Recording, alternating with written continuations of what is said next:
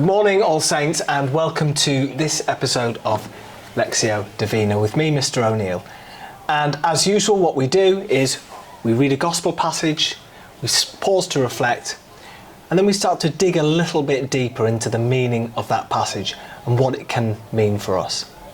And this week we're looking at Matthew chapter 25 and the parable of the three servants. This is actually quite often a very misunderstood parable.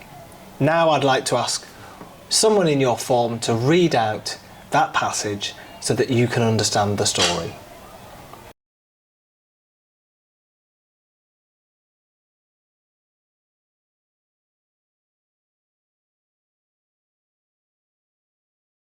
So, as we've just heard in this passage, Jesus talks about these three servants and the master who goes away.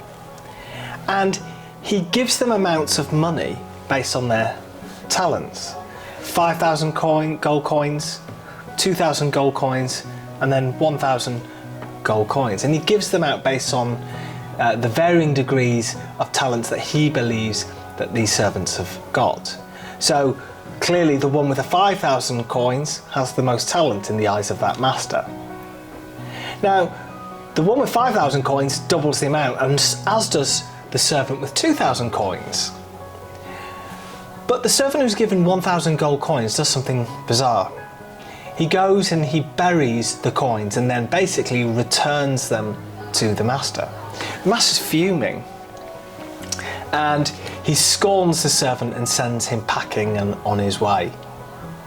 It's one of those bizarre parables because we're accustomed to often thinking that Jesus delivers nice messages of love and loving your neighbour, which are pivotal and central to the overarching themes of the gospel. But there are occasions where we have parables of Jesus that are quite challenging, and we think, well, that's quite tough.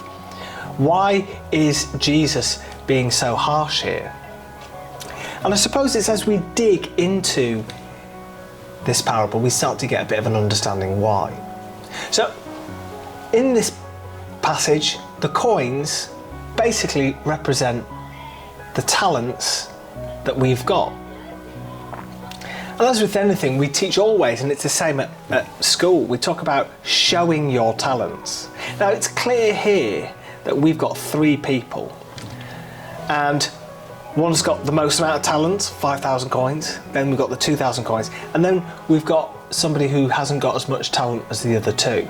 But that person hides it, buries it, treats their talent like buried treasure. And Jesus says that that is not right. Why is he so harsh on him? Well, here's the reason. It is in the eyes of our faith and the faith of Jesus. He's talking about how God gives us our lives. And if God gives our lives are sacred. You've learnt about this in RE, probably all the way through primary school, and certainly you will have learnt that in secondary school. Life given by God is sacred.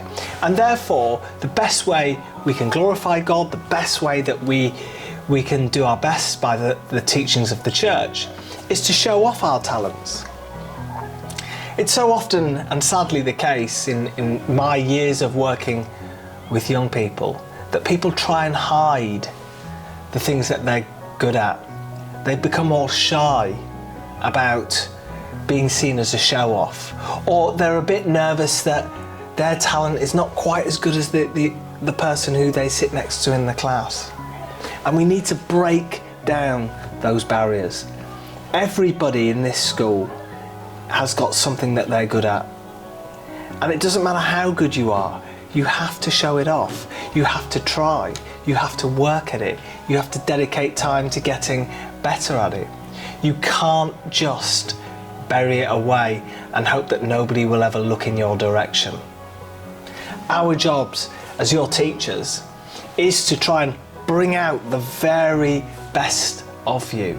We talk all the time about John 10:10, about life in its fullness.